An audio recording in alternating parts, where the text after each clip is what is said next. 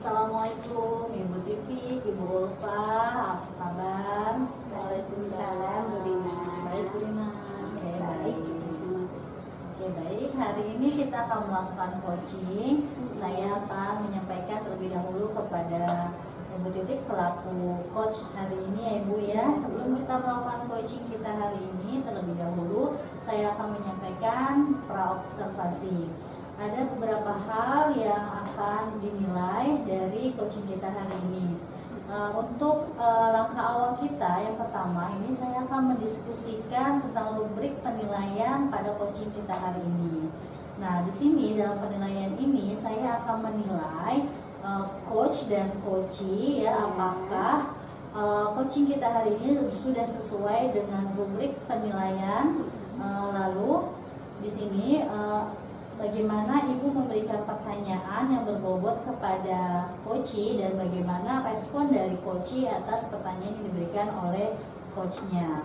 Nah, di sini tidak lupa bahwa coaching kita hari ini tetap harus menggunakan prinsip coaching, yaitu kemitraan, proses kreatif, dan mengembangkan potensi. Baik Ibu, sebelumnya saya akan menanyakan beberapa pertanyaan. Pada coaching kita hari ini, kompetensi apa yang akan Ibu kembangkan pada coaching kita ini? Untuk kegiatan coaching pada siang hari ini ya Bu Rina, saya akan mengembangkan kompetensi kehadiran penuh, terus mendengarkan aktif, lalu membuat pertanyaan berbobot agar nantinya coaching bisa mengeluarkan solusi sendiri. Begitu Bu Rina. Untuk pertanyaan yang kedua, kompetensi mana yang akan Ibu kembangkan secara spesifik yang ingin diobservasi? Oh, yang secara spesifik ya Bu Rina ya. Pada kesempatan ini yang spesifik saya kembangkan yaitu untuk mendengarkan aktif dan tentunya membuat pertanyaan berbobot. Dua itu yang saya kembangkan Bu Rina. Pertanyaan terakhir, ya. Indikator yang bagaimanakah yang diinginkan Ibu dalam proses coaching hari ini? Indikator yang saya inginkan nantinya si coaching mampu menyelesaikan masalahnya ya, dia mampu mendapatkan solusi apa yang menjadi masalah beliau gitu Bu. Oke, baik, terima kasih Ibu Titik. Nah, untuk coaching kita hari ini akan kita rekam ini untuk kebutuhan program serta penilaian dari fasilitator. Silakan bisa dibuat coaching. Terima kasih Bu Rina. Assalamualaikum Bu Ulfa. Waalaikumsalam Bu Titik. Gimana nih siang hari ini kabarnya Bu Ulfa? Alhamdulillah sehat Bu Titik. Iya, Bu Ulfa kelihatan cerah ya.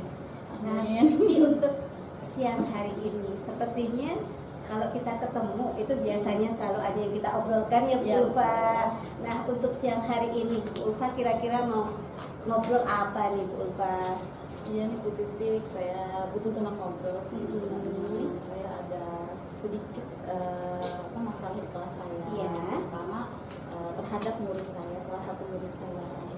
Begini Bu Titik, saya punya murid satu, dia ini sepertinya kurang sekali motivasi belajarnya. Jadi bukan hanya pelajaran saya, pelajaran dari eskul bahasa Inggris, eskul lukis, bahkan eskul drum pun dia tidak mau.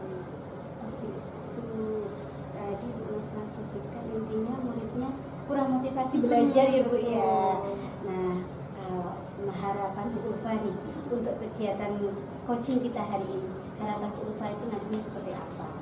Harapan saya sih, saya ingin nih setelah berbicara dan ngobrol dengan Bu Titik, saya mendapatkan solusi bagaimana saya bisa menemukan atau memotivasi anak ini supaya punya keinginan belajar itu lebih kuat gitu. Karena yang saya lihat selama ini dia tidak kurang gairah belajarnya gitu.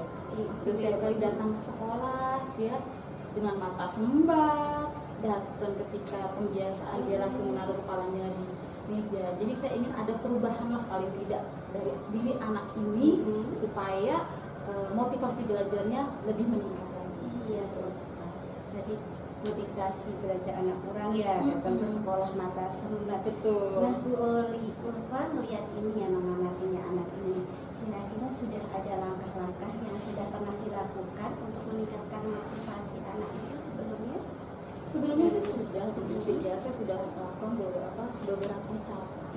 Ketika datang itu saya selalu bertanya, Ridwan, karena ketika anak ini datang dia dengan mata segar, saya selalu bertanya, ibu semalam tidur jam berapa ya? Saya bilang gitu. Aku tidur malam bu, gitu.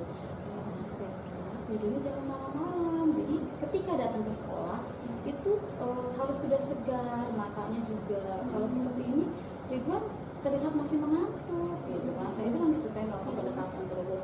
Terus ketika belajar pun dia lebih sering saya bimbing secara pendekatan itu lebih sering saya bimbing secara face to face seperti itu. Kalau anak yang lain udah dengan perintah secara bersamaan mereka bisa, tapi kalau untuk Ridwan ini saya harus face to face gitu ya, jadi harus saya dampingi ketika mengerjakan tugas itu di kelas saya. Gitu ya Bu ya. Jadi seperti buku bahwa Ibu itu sudah pernah manggil si Ridwan ya, terus belajarnya juga harus secara sendiri juga. Betul. Itu yang sudah Ibu lakukan. Mungkin ada yang lain Bu atau apa gitu berhubungan dengan guru lain tadi, juga sama atau bagaimana? Tadi kan sebutin ya kalau ada guru ekstra gitu ya.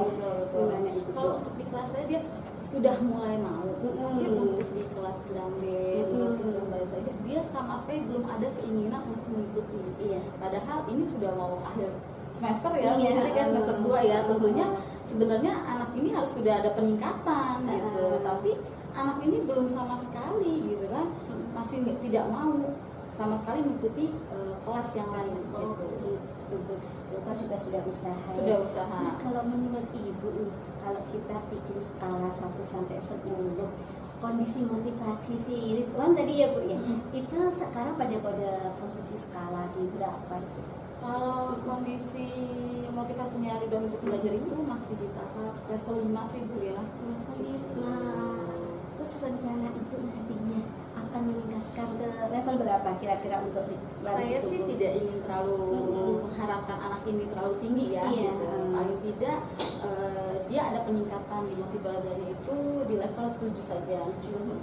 Insya Allah dengan motivasi di level 7 ini dia jadi bisa mengikuti pelajaran di jenjang pendidikan yang berikutnya, sudah siap. Ya, udah Paling siap tidak gitu ya, seperti itu. ya. Gitu. Tadi Bu ingin meningkatkan di level 7 karena di level 7 itu menurut Ibu sudah siap masuk ke siap. SDG-nya selanjutnya. Oke. Nah, Ibu tadi Ridwan tuh masih ada di posisi 5.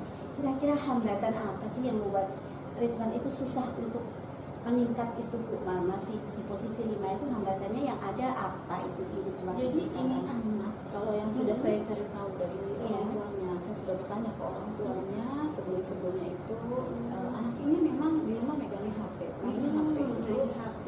Betul. Jadi dia kalau disuruh tidur sore tidak mau. Jadi dia temperamen, kalau saya bilang temperamen gitu, anaknya juga kan gitu suka sekali marah-marah gitu. Bahkan ketika temannya di sekolah salah ngomong sedikit, Iya. dia langsung nangis, pukul-pukul seperti itu. Jadi agak temperamen anak ini gitu kan. Jadi itu kendalanya dia sering main HP terlalu malam. Jadi ketika bangun pagi untuk bersekolah, dia malas-malasan karena masih mengantuk. Itu hambatannya itu di rumah. Itu ya Bu ya. Ada sisi dari kelemahannya ya, Betul, masih suka main HP, Betul. tidurnya kesiangan, diingatkan marah-marah, Betul. temperamen. Tapi kalau kita lihat, kalau Bu balikan, tentunya anak itu juga punya kelebihan. Betul. Nah, keunggulannya kira-kira bisa dikembangkan dari si Ilham ini apa Bu? Ridwan Ridwan, tadi ya, ya. iya, gimana Bu? Dari anak ini sebenarnya ada sisi positif bagi saya gitu. Jadi anak ini mempunyai kelebihan, dia itu lebih senang sekali membantu gurunya, terutama Iya, saya. Jadi terkadang anak ini kan tidak mau belajar, Iya. gitu kan. Saya suka mengalihkan. Kadang dia mau kabur dari kelas karena sudah sampai di gerbang. Jadi saya alihkan. Ibu coba deh, Bunda susah nih menutup gerbangnya, bagaimana ya caranya ya, gitu kan. Saya suka alihkan seperti itu. Akhirnya dia bantu. Setelah dia bantu, nanti kalau sudah bisa menutup gerbang, kasih ke bu guru ya kuncinya. Bunda di kelas, gitu kan. Udah, dia berusaha tuh mengunci gerbang itu, gitu kan. Setelah bisa, dia ke kelas nih. Bunda sudah, oh ya, udah sekarang. Jangan kita belajar dulu ya, nanti kamu lagi yang buka. Saya bilang gitu. Seperti itu sih saya sudah. Jadi dia itu sebenarnya lebih cenderung, sebenarnya lebih senang dimintain bantuan ini anak. Gitu kayak ini kan tolong bagikan buku ini ya, buku tabungan ini ke teman-temannya, dia senang. Gitu. Tapi kalau untuk belajar gitu, dia kurang gitu. udah itu ya Bu ya, tadi udah ketemu ya itu bahwa sebenarnya Ridwan tuh punya potensi Betul, ya, bahwa betul. itu kalau dia di istilahnya diaktifkan, Betul, diaktifkan, diaktifkan, itu lebih jadi termotivasi. sebenarnya. Nah untuk rencana nih, untuk biar motivasi Ridwan itu meningkat tidak hanya di pembelajaran Ibu yang sudah mulai terlihat tadi Betul. di ekstra-ekstra lain itu, rencana Ibu ke depannya seperti apa nih? Rencana saya ke depannya saya akan menghubungi guru-guru eskul, Hmm. terutama guru bahasa Inggris, guru Iya. Inggris dan Mandarin ini membicarakan bagaimana menghadapi anak seperti Ridwan ini. Bahwa sebenarnya dia ini tidak hanya kurang motivasi, tapi dia punya kelebihan juga nih yang harus kita gali dari kelebihannya tersebut. Seperti ya kita ajaklah dia lebih aktif di dalam kelas itu. Gitu. Bukan berarti kita menyuruh-nyuruh ya. Tapi Iya. kita mengajak dia lebih aktif karena dia dengan aktif kita ajak lebih aktif dia lebih bersemangat. Mungkin saya akan menyamakan persepsi bagaimana menangani anak seperti Ridwan ini kepada 3 SD. Tadi langkah rencana untuk Ulfa adalah mengajak guru-guru Betul. lain untuk menyamakan persepsi. Iya. Mungkin ada langkah alternatif lain Bu? Apa ini sebagai prioritas dalam rencana Ibu? Ini sih prioritas saya, tapi nanti akan ada langkah lain. Mungkin saya akan lebih bekerja sama lagi dengan orang tuanya. Bisa dia akan memanggil orang tuanya. Kalau saya sudah berbicara dengan guru ekspor ini. Berarti Ibu sudah prioritas utama sama guru, baru nanti lanjutkan dengan berbicara dengan orang tua. Oke Bu Ulfa. Nah untuk komitmen ini kira-kira kapan dilaksanakan Bu? Cepatnya atau mungkin kapan itu? Secepatnya sih dalam minggu ini. Gitu. Karena kebenaran ekspor ini kan berbeda hari ya. Iya. Jadi saya hari Rabu itu ada jam ekspor lukis, saya akan berbicara dengan guru lukis. Iya. Lalu di hari Kamis itu ada guru bahasa Inggris, saya akan berbicara dengan guru bahasa Inggris. Dan di hari Jumat ada guru Drum, saya akan berbicara dengan guru Drum. Jadi dalam waktu dekat itu minggu-minggu. Dalam minggu depan Ibu padat ya, Padat, langsung karena tiga guru itu, ekstra Ibu betul. ajak berbicara untuk menyatukan persepsi bagaimana Ridwan biar motivasinya terangkat. Oke Bu Ulfa, sepertinya ini waktunya juga sudah habis. Nanti saya pengen lihat nih hasil diskusi Ibu dengan rekan-rekan Ibu untuk menyamakan persepsi itu bagaimana. Nanti coaching selanjutnya kita bisa bercakap-cakap lagi dari awal yang seperti tadi loh yang. Oke Bu Ulfa, tadi kan Bu Ulfa sudah ini Bu ya, sudah minggu depan itu akan aktif ya dengan 3 rekan guru Ibu untuk menghadirkan persepsi, bagaimana nanti persepsi memahami si Ridwan dalam memotivasi Ridwan. Nah Ibu, dari kegiatan percakapan hari ini apa sih yang Ibu dapat simpulkan, apa yang Ibu dapat harapkan nanti? Alhamdulillah Bu Titik setelah berbicara dengan guru ini akhirnya saya punya solusi bagaimana menangani anak seperti Ridwan yang motivasi belajarnya kurang, apalagi dengan pelajaran eskul ya. Alhamdulillah nanti saya akan berbicara dengan guru eskul untuk menyamakan persepsi bagaimana menangani kasus Ridwan ini. Oke Bu Ulfa, ini sudah nggak sabar di saya menunggu nanti hasilnya bagaimana Bu Ulfa berbicara dengan guru-guru eskul dan bagaimana nanti persepsi mereka ya Bu ya. Nanti kita ketemu lagi di coaching selanjutnya ya Bu Ulfa.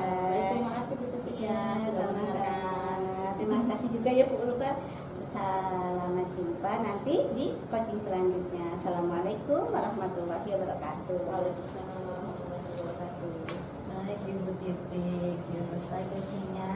Iya nih Bu Lina, alhamdulillah. Ya, baik sebagai penutup ya atau pasca observasi ini, pasca coaching ini saya akan menanyakan beberapa pertanyaan Ibu ya. Di sini apa yang sudah Ibu lakukan pada saat coaching yang menjadi indikator ketercapaian pada pengembangan tercapaian pengembangan yang di coaching kali ini. Indikator yang tercapai tadi ya Bu Ina, setelah saya mengikuti Saya ulang ya. Jadi Bu Titik jawabannya saya sudah melakukan dengan tujuan alokirta. Iya maksudnya ke situ kan. Ya. Alhamdulillah Bu Titik sudah selesai ya coachingnya. Baik, saya akan menanyakan beberapa pertanyaan.